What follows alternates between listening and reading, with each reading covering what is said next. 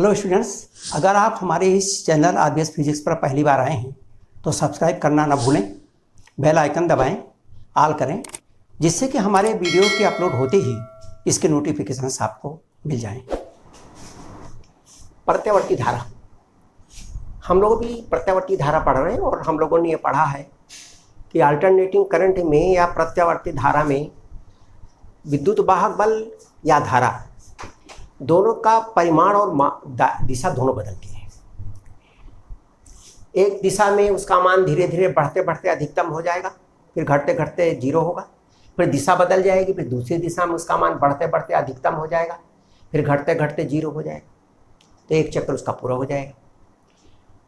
ये प्रत्यावर्ती जो विद्युत वाहक बल है या धारा है, इसमें हम लोग इसका अध्ययन करने के लिए, क्योंकि इसका मान बदलता रहता है, तो इसका या तो हम औसत निकालते हैं, हम लोगों ने इसका औसत निकाला, लेकिन इसका जो मीन वैल्यू हम निकालते हैं वो अर्ध चक्र के लिए ही निकालते हैं, क्योंकि पूरे चक्र में अगर उसका औसत निकालेंगे तो जीरो हो जाएगा। क्योंकि जो हमारी एसी होती है वो इस तरह से रहती है, एक दिशा में अधिकतम, फिर दूसरी दिशा में अधिकतम, तो अगर इनको जोड़ेंगे औसत लेने के लिए तो प्लस और माइनस जीरो हो जाएगा। और इसीलिए हम जो विद्युत वाहक बल है या जो धारा है उसका आधे चक्र के लिए औसत निकालते हैं, और ये आपका बराबर मान आता है I0 अपान पाई। इस तरह का हम लोगों ने ये निकाला हुआ है। लेकिन ये जो हमारी एसी होती है कि जिसके बराबर काम करती है, जितनी डीसी के बराबर काम करती है, क्योंकि डीसी तो हम जानते हैं, जब भी कहीं सेल लगाएंगे, कहीं भी बैटरी लगाएंगे, उससे जो भी धारा मिलेगी वो डीसी ही मिलेगी, डायरेक्ट करंट ही मिलेगी, दिश धारा ही मिलेगी। दिश धारा का मतलब है कि धारा का वोल्टेज भी स्थिर रहेगा और उसकी दिशा भी वही स्थिर रहेगी, धन से ऋण की ओर बह रही होगी, ना तो उसकी दिशा बदलेगी और ना उसका मान बदलेगा। इसीलिए हम कहते हैं कि 12 वोल्ट की बैटरी है, 3 वोल्ट की बैटरी है, ये 1.5 वोल्ट की बैटरी है। फॉर एग्जाम्पल हमारे जो मोबाइल्स रहते हैं उनमें 3 वोल्ट की बैटरी लगी रहती है, तो 3 वोल्ट की बैटरी है, उसमें एक पॉजिटिव है एक नेगेटिव है, धारा पॉजिटिव से नेगेटिव की ओर बाहर बहती है, तो वो डीसी है। तो यहाँ पर जो डीसी रहती है, हमको तो डीसी का पता है, डीसी को नियंत्रित करने के लिए हम ओम के नियम का प्रयोग करते हैं, और उस ओम के नियम में V = IR हमने पढ़ा है। यानी उसमें एक तत्व है R जो धारा को नियंत्रित करता है, इसे हम प्रतिरोध कहते हैं। तो यह जो प्रतिरोध है इससे धारा नियंत्रित होता है, यानी केवल एक एलिमेंट है, एक ही तत्व है धारा का, धारा जो विद्युत परपथ है उसका एक तत्व है डीसी में, जिसे हम प्रतिरोध कहते हैं। लेकिन जो एसी है, हम लोगों ने निकाला कि जो एसी में जितनी डीसी के बराबर एक काम करता है, उस धारा को हम आभासी मान, इस एसी का आभासी मान कहते हैं। इसी को हम आभासी मान या इसी को हम डीसी या दिष्ट मान भी कहते हैं। और ये मान जो आता है जितने के बराबर ये एसी काम करती है, जिस डीसी के बराबर ये डीसी का मान है, उसकी जो वैल्यू आती है वो इसका वर्ग करिए, फिर औसत लीजिए, वर्गमूल लीजिए, उसके बराबर होती है। यानी इसको कहते हैं वर्ग करें, फिर उसका आप औसत ले लें, फिर वर्गमूल ले लें, जो मान आएगा वही इसके बराबर होगा, वर्गमाध्य मूल मान, या इसी को हम RMS मान कहते हैं। और ये जो RMS मान आता है, ये इसकी जो पीक वैल्यू होती है विद्युत वाहक बल या धारा की, इसकी जो पीक वैल्यू है इसको √2 से भाग देते हैं तो इसकी वैल्यू निकाल आती है।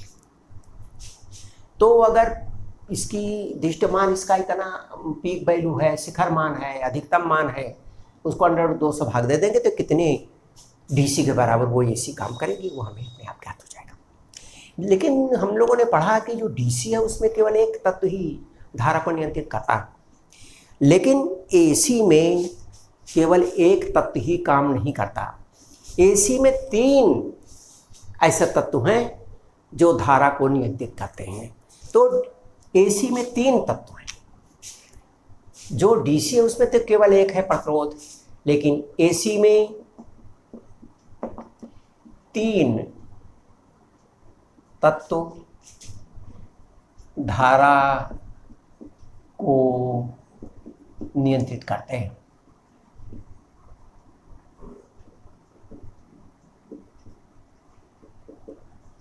वो तीन तत्व हैं, एक तो प्रतिरोध है, वो धारा को नियंत्रित करता है, प्रतिरोध है, रेजिस्टेंस आर। एक दूसरा तत्व जो धारा को नियंत्रित करता है वो जो कुंडली है उसका स्वप्रेरकत्व के कारण भी अवरोध लगता है। कुंडली के स्वप्रेरकत्व के कारण अवरोध, स्वप्रेरकत्व का अवरोध, स्वप्रेरकत्व के कारण जो अवरोध लगता है उसको कहते हैं प्रेरकीय प्रतिघात। स्वप्रेरकत्व के कारण अवरोध जो लगता है उससे प्रेरकीय प्रतिघात कहते हैं, यानी इंडक्टिव रिएक्टेंस। इंडक्टिव रिएक्टेंस कहते हैं। इसको आर से दिखाते हैं तो इसको यक्स यल से दिखाते हैं। इसमें यल स्वप्रेरकत्व है और यक्स अवरोध है। तो स्वप्रेरकत्व का जो अवरोध है उसे प्रेरकीय प्रतिघात कहते हैं, इंडक्टिव रिएक्टेंस कहते हैं। ये दूसरा तत्व है जो धारा को नियंत्रित करता है। और एक तीसरा तत्व भी है एसी में जो धारा को अवरोध पैदा करता है, वो है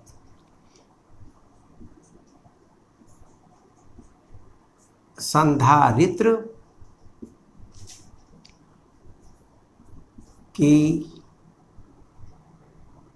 कारण अवरोध।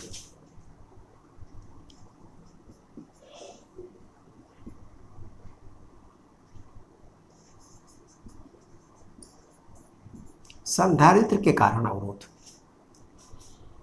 इसे कहते हैं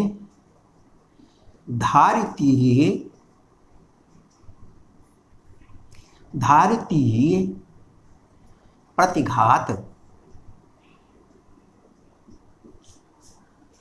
इसे धारितीय प्रतिघात कहते हैं, यानी कैपेसिटिव रिएक्टेंस।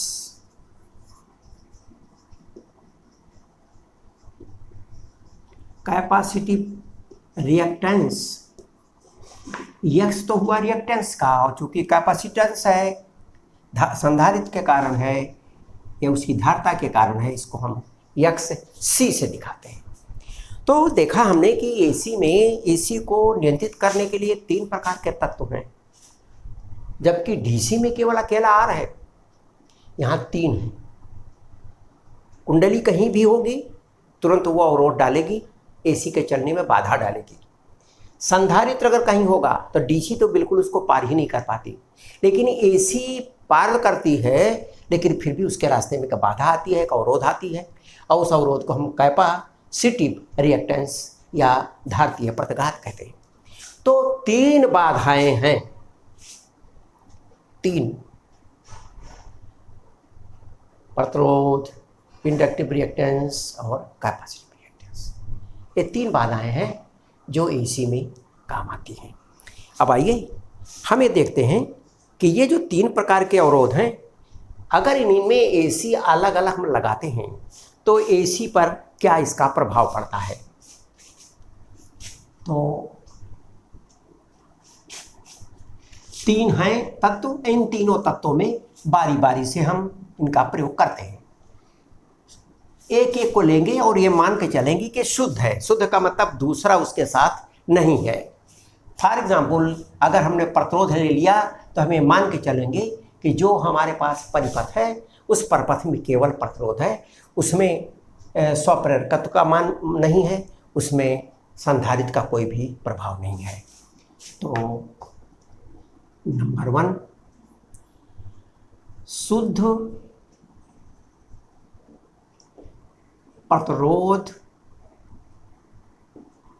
में एसी चाहे एसी कहिए चाहे प्रत्यावर्ती धारा कहिए।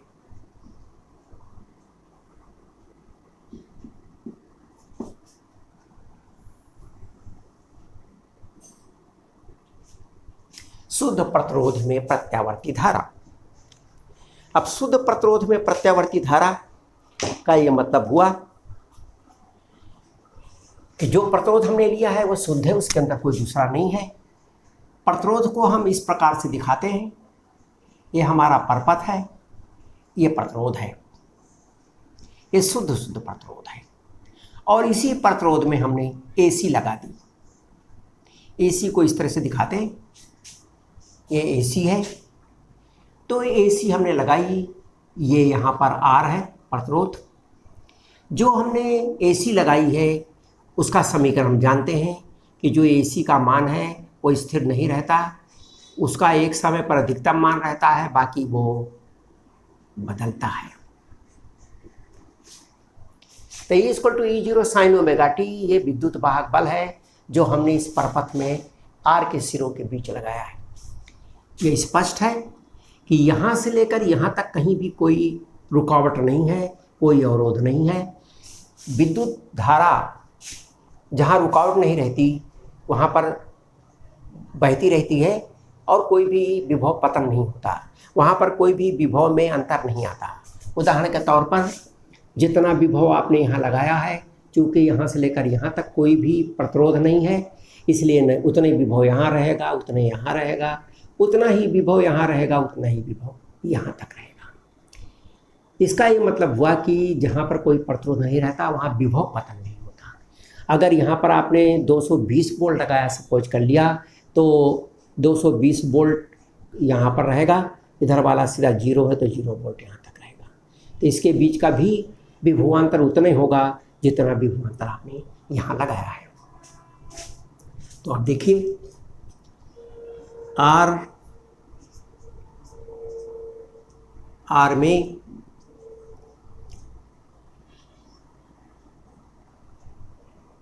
धारा, आर में धारा, विद्युत वाहक बल ये लगाया है, इसलिए आर के अंदर धारा कितनी बहेगी? धारा आई ये बहेगी जितना इसके सिरों का विभवांतर है, विद्युत वाहक बल है, और जितना प्रतिरोध है। विद्युत वाहक बल है ई, ये लगा हुआ है, इसके सिरों के बीच का भी विद्युत वाहक बल ई ही है, इसलिए E/R धारा। इसका हमने मान रख दिया। हमें जानते हैं E जो है वो स्थिर नहीं है, E का मान बदल रहा है, राइट। और इसलिए ये E बराबर हो गया E0 sin omega t upon R, या I बराबर E0 विद्युत वाहक बल का अधिकतम मान है, मैक्सिमम वैल्यू है, शिखर वैल्यू है, अधिकतम मान है। ये शिखर मान है, ये प्रतिरोध है, इसलिए विभवांतर का शिखर मान बटा प्रतिरोध बराबर धारा का शिखर मान, विभवांतर बटा प्रतिरोध बराबर धारा, इसलिए E0/R बराबर I0 होगी। आगे है साइन ओमेगा टी। यही वो धारा है जो प्रतिरोध के अंदर से प्रवाहित होती है। इसको अगर आप ध्यान से देखें तो इसमें धारा और विद्युत वाहक बल दोनों की जो कलाएं हैं वो एक है। कला कहते हैं इस कोण को, साइन या कास के बाद जो कोण रहता है इसको कला कहते हैं। यहाँ पर जो हमारा विद्युत वाहक बल है उसकी कला भी ओमेगा टी है, हमको जो धारा मिल रही उसकी कला भी ओमेगा टी है। कला का मतलब हुआ कितने कोण पर है, कितना आगे या पीछे है, उसे हम कहते हैं कला। कला को आप इस तरह से एक बार समझ सकते हैं। मान लीजिए हमने एक लोलक को अगर ले लिया, इस लोलक को अगर यहाँ पर रहने दें तो ये 0 पर है। हमने इस पे बल लगाया, ये इधर को गया, जब ये जाने लगेगा तो इसका विस्थापन बढ़ता जाएगा। किसी भी समय पर विस्थापन निकालना हो तो निकाल सकते हैं और फिर ये अधिकतम विस्थापन पर पहुंच जाएगा। यहाँ से और यहाँ तक का जो अधिकतम विस्थापन है उसको हम लोलक में आयाम कहते हैं, अधिकतम विस्थापन को आयाम कहते हैं। हमारी जो एसी है, हमारी इस एसी भी दोलन करती है। वो एक तरफ अधिकतम तक जाती है, फिर दूसरी तरफ अधिकतम तक जाती है। जितना उसका अधिकतम मान होता है विभव का, विभवांतर का या धारा का, उसको हम शिखर मान कहते हैं। अब इसके ऊपर नहीं जाएगी, ये भी इसके आगे नहीं जाएगा। उसके बाद ये लौटेगा, लौट करके फिर अपने मध्यमान बिंदु पर रुकेगा नहीं, फिर ये उतनी ही दूर दूसरी तरफ चला जाएगा, अधिकतम दूरी पर पहुंच जाएगा और फिर उसके बाद वापस अपनी जगह आ जाएगा। तो इसका एक चक्कर पूरा हो जाएगा। इधर गया, अपने स्थान पर आ गया, इसका एक चक्कर पूरा हुआ। ध्यान रखें, ये घूमता चक्कर में नहीं है, ये चलता तो सीधी रेखा में है, ये चलता सीधी रेखा में है। लेकिन इसको अगर हम ये पूछें, ये मान लीजिए यहाँ पर पहुँचा है, हम आपसे पूछें कि कहाँ पर है, तो ये बताना कठिन है। आप इतना कह सकते हैं अगर अंदाज हो कि ये मध्य बिंदु पर है, अधिकतम विस्थापन के मध्य बिंदु पर है, यानी ये a/2 पर है। ये यहाँ पहुँचा, फिर लौटा, फिर उसी जगह पर आया। हमने पूछा ये कहाँ पर है, तो आपने बताया ये a/2 पर है। लेकिन दोनों की स्थितियाँ एक नहीं हैं। इसमें ये जाएगा आगे, पीछे नहीं आएगा। इसका विस्थापन बढ़ेगा, लेकिन यहाँ पर इसका विस्थापन घटेगा और ये 0 पर आएगा और फिर दूसरी तरफ चला जाएगा। इसका मतलब इसको हम दूरी से प्रदर्शित नहीं कर सकते। कोई भी चीज़ अगर सरल आवर्तगत कर रही है, वो एक तरफ उसका मान बढ़ता है, एक दूसरी तरफ उसका मान बढ़ता है, तो इसको हम कला में प्रदर्शित करते हैं। कला वो भौतिक रास है तो दोनों बताती है। किसी एक चक्र को, किसी भी कंपन के एक चक्र को, जैसे कोई चीज़ है यहाँ से चली, इधर गई, फिर इधर गई, फिर अपने स्थान पर आई, इसको कहते हैं एक चक्र। तो जब ये एक चक्र पूरा करता है तो हम ये कहते हैं कि इसकी जो कला होती है वो 2π यानी 360 अंश होती है। हम रेडियन में नापते हैं, 2π लिखते हैं। जब ये एक तरफ गई और फिर दूसरी तरफ जाके अपने स्थान पर आ गई तो 2π हुआ। इसका एक चक्कर पूरा हो गया। चलने वाली चीज़ इधर गई, फिर अपने स्थान पर आ गई, दूसरी तरफ गई, फिर अपने स्थान पर आ गई, एक चक्कर पूरा हो गया। एक चक्कर की कला 2π। अब अगर मान लिया यहाँ से यहाँ तक गई, एक तरफ अधिकतम दूरी तक गई, तो इसकी कला हो गई 90 डिग्री यानी π/2। अगर ये फिर यहाँ मध्य बिंदु पर वापस आई तो 90 ये और 45 यहाँ, ये आपका हो गया 135 डिग्री। तो जाते समय 45, आते समय 135। अगर हम कह दें 135 पर है तो आपको अंदाज अपने आप लग जाएगा कि है तो यह मध्य बिंदु पर, लेकिन ये वापस आ रहा है। अगर हम कहते हैं 45 है तो अपने आप आपको पता चलेगा कि ये दूर जा रहा है। तो इस कला से हमको तुरंत इस चीज़ का पता लगता है कि इसकी स्थिति क्या है। ये यहाँ पर आ गया, अगर इस तरफ जा रहा है तो ये 90 गया, 90 आया यानी 180 है। फिर यहाँ पहुँच गया तो 90 और हो गया, ये 270 है और अपने स्थान पर चला आया तो ये हो गया 360 यानी 2π। तो जब भी कोई वस्तु एक कंपन पूरा करती है, एक चक्र पूरा करती है, तो उसकी कला होती है 360 या 2π। आधे चक्र की कला होती है π या 180। चौथाई चक्र की कला होती है 90 यानी π/2। इसका मतलब अगर दो चीज़ें एक ही कला में हैं, इसका मतलब जब एक अधिकतम वैल्यू पर होगा तो दूसरा भी अधिकतम वैल्यू पर होगा। अगर एक 0 पर होगा तो दूसरा 0 पर होगा। अगर एक दूसरी तरफ जा रहा होगा तो दूसरा भी दूसरी तरफ जा रहा होगा। इसका मतलब उनकी कलाएं एक हैं। तो समान कला का ये मतलब हुआ। अब यहाँ पर आप देखें, जो हमारा समीकरण होता है, वो चीज़ जो हमने आपको वहाँ समझाया है, उस समीकरण में यही है ω/t। ये साइन या कास जो भी समीकरण होता है, उसका जो ये कोण रहता है, this is known as phase या कला। यही है हमारी कला। ओमेगा टी यही हमारा कला है, यही हमारी फेज है। अब आप यहां देखें, इसकी और इसकी दोनों की कलाएं समान हैं, राइट? दोनों की कला समान है। यह भी ओमेगा टी है और यह भी ओमेगा टी है। इसका मतलब जब ये जीरो रहेगा तो ये भी जीरो रहेगा। जब इसका मान बढ़ना शुरू करेगा तो धारा का मान भी बढ़ना शुरू करेगा। जब इसका मान जीरो हो जाएगा तो फिर इसका जीरो मान हो जाएगा। इस तरह से विद्युत वाहक बल और धारा दोनों एक साथ चलेंगी, दोनों की कलाएं समान होंगी। तो शुद्ध प्रतिरोध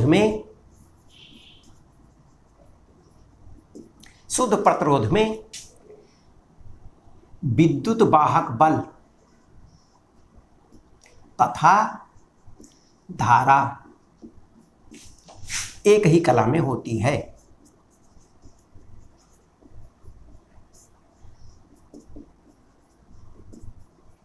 एक ही कला में होती है, यानी एक साथ चलते हैं, एक ही साथ बढ़ते हैं, एक ही साथ घटते हैं। और इसको अगर हम ग्राफ में दिखाएं तो इसको हम ग्राफ में इस तरह से दिखा सकते हैं। ये हमारा, अगर समय के साथ हम इसका दिखाएं तो ये हमारा विद्युत वाहक बल है, ये विद्युत वाहक बल है। ये है E = E0 sin omega T. और इसलिए धारा भी ठीक, जब जीरो होगी तो धारा भी जीरो होगी, जब इसका मान अधिकतम होगा तो धारा भी अधिकतम होगी। विद्युत वाहक बल जीरो होगा तो ये भी जीरो हो जाएगा। इस तरफ ये हमारे धारा का ग्राफ हो जाएगा। ये हो जाएगा I = I0 sin omega T. हम यहाँ देख रहे हैं कि दोनों एक कला में एक साथ चलते हैं, एक ही साथ उनका मान बढ़ता है और घटता है। ये तो शुद्ध प्रतिरोध में हम लोगों ने देखा। लेकिन अब आइए, हमारे पास तो तीन तत्व हैं ना। एक तत्व हमारा और है जिसे हम कहते हैं प्रेरकत्व यानी इंडक्टर। दूसरा है शुद्ध प्रेरकत्व में प्रत्यावर्ती धारा। शुद्ध प्रेरकत्व में प्रत्यावर्ती धारा, इसका मतलब हुआ कि इसको कह सकते हैं AC in a pure inductor.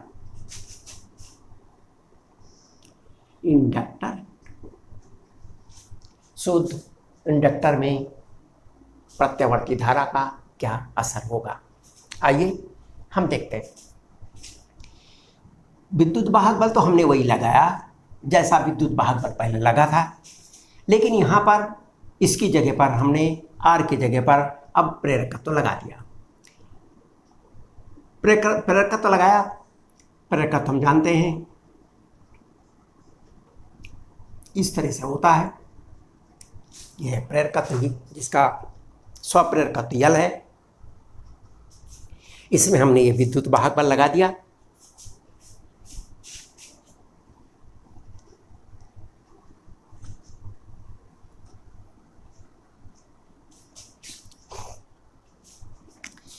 इसके सिरों के बीच जब भी धारा में परिवर्तन होता है तो प्रेरित धारा पैदा होती है और प्रेरित EMF पैदा होता है। इसके बीच प्रेरित विद्युत वाहक बल जो पैदा होगा वो ठीक इसके बराबर ही होगा। प्रेरित विद्युत वाहक बल का मान इसी के बराबर होगा, क्योंकि यहाँ बीच में किसी भी प्रकार का अवरोध नहीं है, इसलिए लगाया गया विद्युत वाहक बल और इसमें प्रेरित होने वाला विद्युत वाहक बल एक ही होगा। इसीलिए प्रेरकत्व में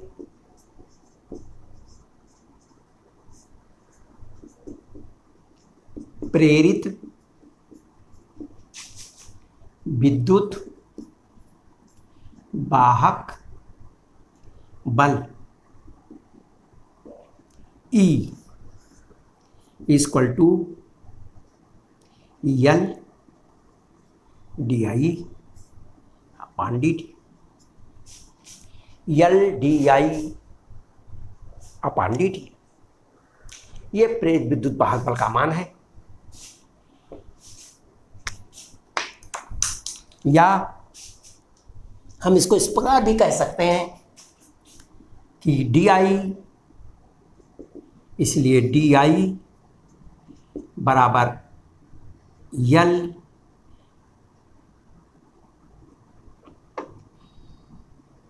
ई upon L into D T. E का मान रख दीजिए, ई बराबर है 0 sine omega T, this is equal to E 0 sine omega T D T upon L. हमें करंट निकालनी, यहाँ पर करंट का परिवर्तन डी आई दिया है, इसका समाकलन कर दिया। समाकलन करने पर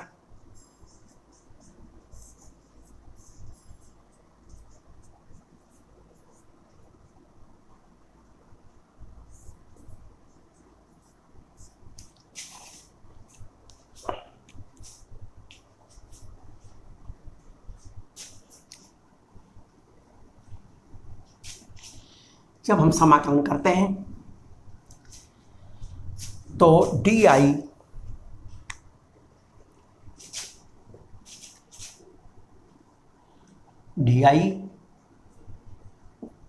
बराबर ए ई 0 अपान यल, ये स्थिरांक है, ये पीक वैल्यू है और यल भी इसका स्वप्रेरकत्व है, ये स्थिरांक है, बाहर आ जाएगा। और यहाँ आ गया sine omega T D t, और इसलिए आई बराबर E 0 upon L. Sine omega t का जो समाकलन करेंगे वो आएगा minus cos omega T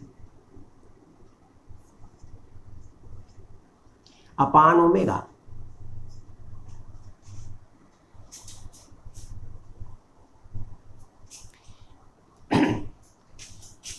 I equal to E 0 upon omega L. Cos omega t को हमने रखा माइनस कास बराबर sine 90 minus omega T.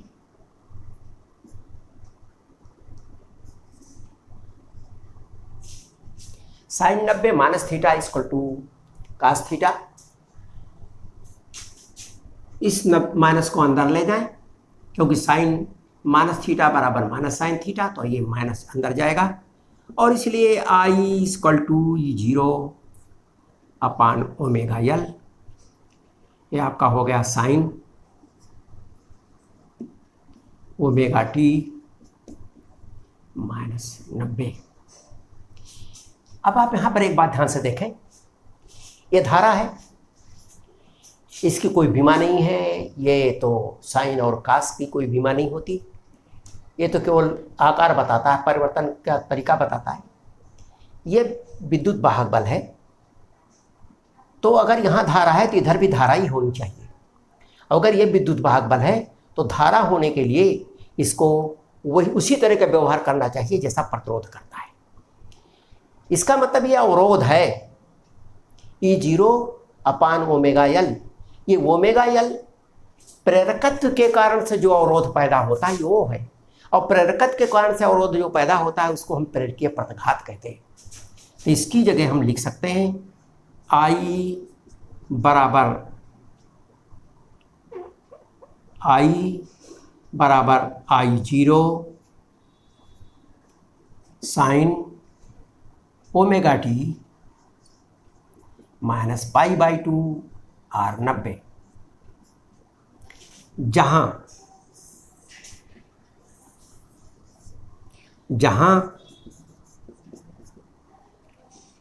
Omega यल बराबर यक्स यल यानी प्रेरकीय प्रतिघात है।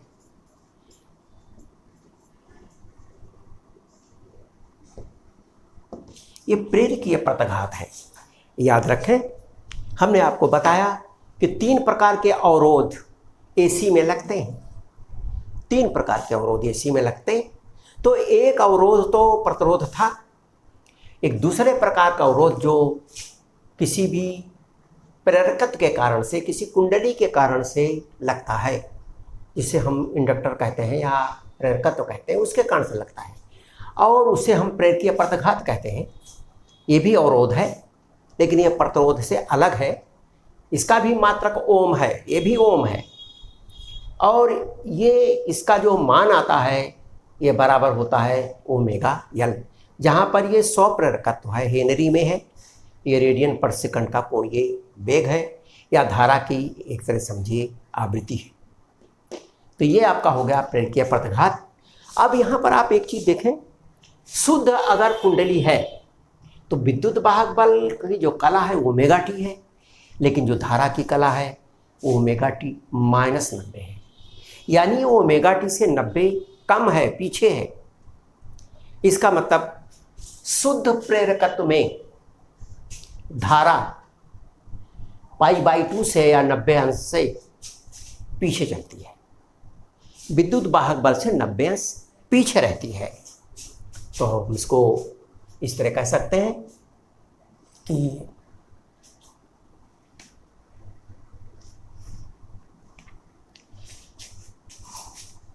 अतः शुद्ध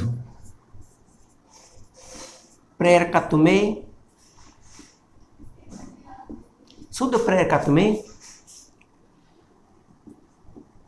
प्रत्यावर्ती धारा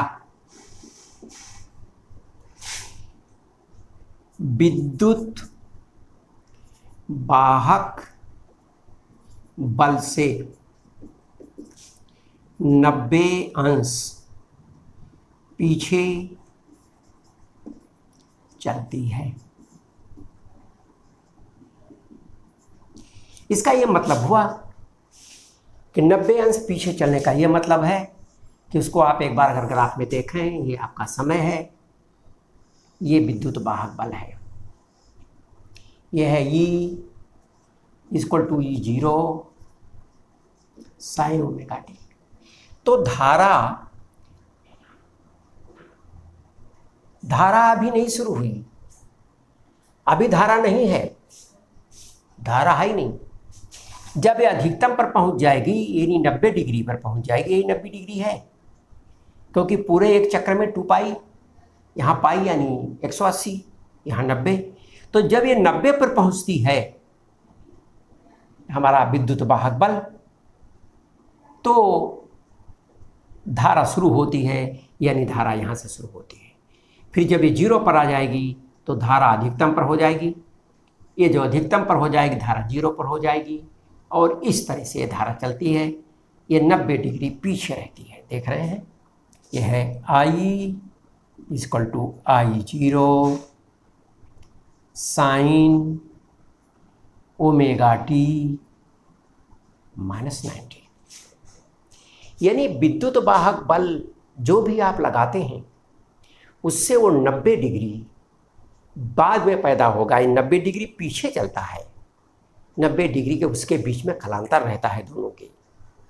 अगर इसको हम फेजर डायग्राम से दिखाएं तो इसको हम ऐसा भी दिखा सकते हैं कि ये तो हुई हमारी विद्युत वाहक बल, ये हुआ E = E0 sin omega T, और इसके बाद में इस दिशा में कोण चलता है, तो ये 90 डिग्री पर इस दिशा में ये हमारी धारा होगी, ये हो जाएगी I = I0 sin omega T -90। धारा इस दिशा में हो गई। तो ये हुआ शुद्ध प्रेरकत्व में प्रत्यावर्ती धारा। एक एलिमेंट हमारे पास और है, हम उसे भी देख लेते हैं, और वो है शुद्ध कैपेसिटेंस, यानी शुद्ध धारिता। शुद्ध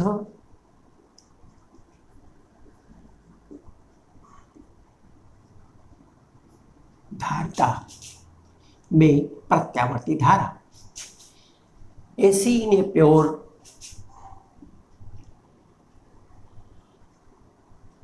कैपेसिटेंस। हमने यहां पर एक शुद्ध संधारित्र लगा दिया। यह संधारित्र, इसकी जो कैपेसिटी है वो प्योर है, कहीं भी इसमें तार मुड़ा हुआ नहीं है, क्योंकि अगर तार मुड़ जाएगा तो डीसी में तो कोई समस्या टेढ़ा मेढ़ा तार नहीं करता, लेकिन एसी में तार अगर मुड़ जाए तो हम जानते हैं कि तार के मुड़ जाने पर उसमें प्रेरकत्व पैदा हो जाता है, यानी कुंडली का काम करता है, और वो भी एक प्रकार का अवरोध पैदा करता है जिसे हम प्रेरकीय प्रतिघात कहते हैं। इसलिए इसके तार भी बिल्कुल सीधे हैं, तार मोटे लगाए कि जिसमें आर ना हो, प्रतिरोध ना हो, आर भी ना हो, शुद्ध संधारित्र हो। इसकी धारिता है C, और इसीलिए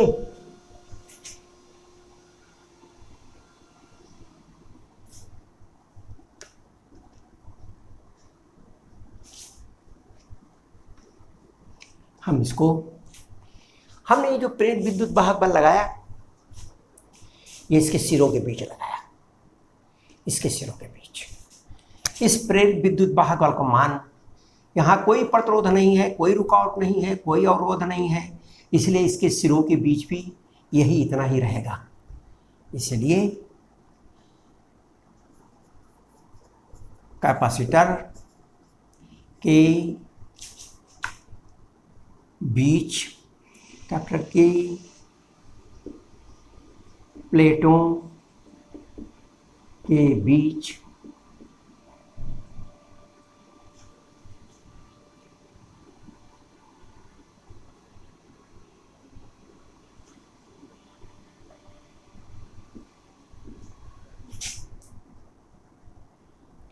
कंप्यूटर के प्लेटों के बीच विद्युत वाहक बल, विद्युत वाहक बल E, ये बराबर होता है Q/C। इसके प्लेटों पर जितना चार्ज आया वो पान धारिता, अगर संधारित्र की धारिता से उसके चार्ज को भाग दें तो प्लेटों के बीच का विभवांतर या विद्युत वाहक बल हमें ज्ञात हो जाएगा। तो E = Q/C। हम इसको ऐसा भी लिख सकते हैं, Q = E का मान रख दिया, E = E0 sin ω/t, और ये इसके नीचे आ गया। इसके नीचे C ऊपर ना ले जाकर C नीचे ले आएंगे तो ये आ जाएगा 1/C। ये 1/C, E के नीचे 1/C, C ऊपर जाएगा, उसको नीचे ले आएंगे, क्योंकि E0 को हमको अकेला करना है, जो विद्युत वाहक बल है वो अकेला रहेगा।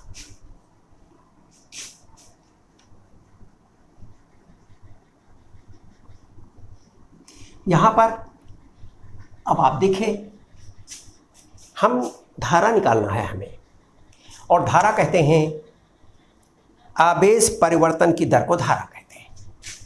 इसलिए परिपथ में धारा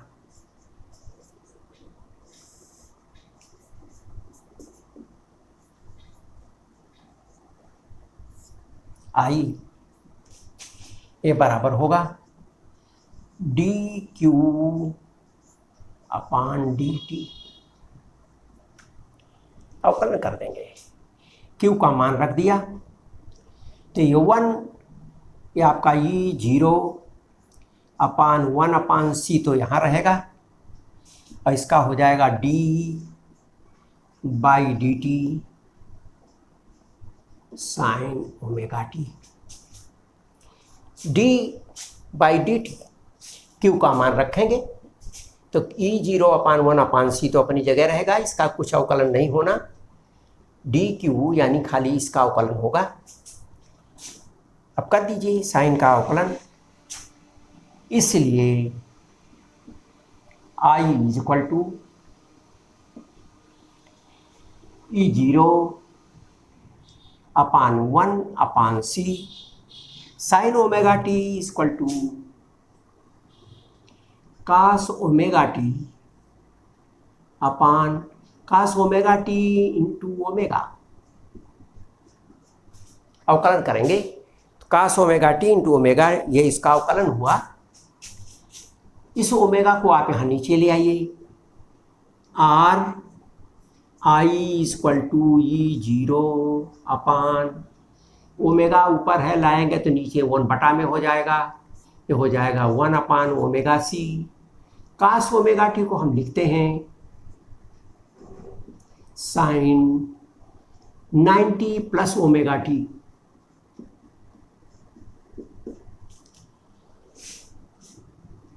आर आई इक्वल टू, अब ध्यान से आप देखें तो साइन कास है, इसका तो कोई बीमा नहीं होगी, इसलिए ये धारा ही है E0 अपान, ये यहाँ पर जो रास आई है 1 अपान ओमेगा सी, ये वही काम करती है जो अवरोध काम करता है, प्रतिरोध काम करता है, प्लेट के प्रतिघात काम करता है। लेकिन चूंकि ये जो रास आ रही है इससे संधारित्र के कारण से आ रही है, इसलिए ये है तो ये प्रतिरोध जैसा काम करता है, अवरोध का काम करता है, लेकिन ये इस कैपेसिटर के कारण है, इसलिए इसको कहते हैं कैपेसिटिव रिएक्टेंस, यानी धारित्र प्रतिघात XC है ये। तो इसलिए ये हमारा हो गया धारा I0 sine omega t plus 90, यही हो गई इस परपथ के अंदर बहने वाली धारा, जहां जो 1 अपान ओमेगा सी है इसको हम XC भी कहते हैं, यही है धारितीय प्रतिघात।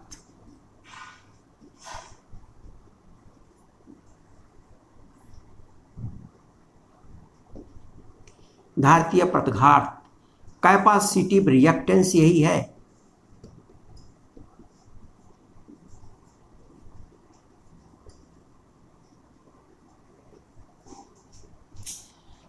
ध्यान रखेंगे इंडक्टिव रिएक्टेंस कैपेसिटिव रिएक्टेंस का मात्रक भी ओम ही रहता है, जैसे प्रतिरोध का मात्रक ओम रहता है, इसलिए इसका मात्रक भी ओम ही होता है। अब यहाँ पर हमने देखा कि जो धारा है वो विद्युत वाहक बल ओमेगा टी से 90 डिग्री आगे जाती है। यानी किसी भी परपथ में जब आप विद्युत वाहक बल लगाते हो तो पहले धारा बहती है और 90 डिग्री के बाद तो फिर विद्युत वाहक बल शुरू होता है। यानी इसमें जो विद्युत वाहक बल है वो पीछे चलता है और धारा 90 डिग्री से आगे चलती है।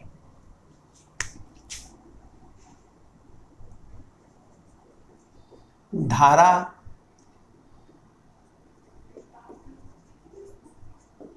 विद्युत वाहक बल से π/2 आगे चलती है।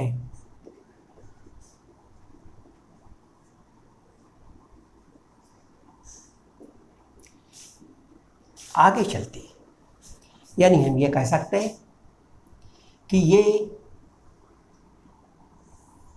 अगर t के बीच में हमने ग्राफ खींचा तो हमारी ये धारा हो गई, ये हमारी धारा है जो इसमें बह रही है।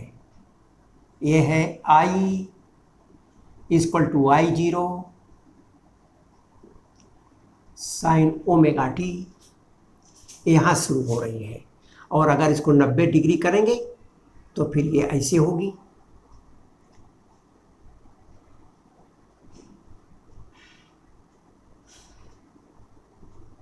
ऐसे होगी, और हमारा विद्युत वाहक बल यहाँ से होगा ऐसे। अब देख रहे हैं कि धारा 90 डिग्री पहले है और विद्युत वाहक बल जब ये अधिकतम पर है तो 0 पर है। जैसे जैसे धारा घटती है वैसे वैसे विद्युत वाहक बल का मान बढ़ता जाता है। ये हो गया। तो ये हो गया I equal to I 0 omega t plus 90, और ये हो गया E equal to E 0 sine omega T.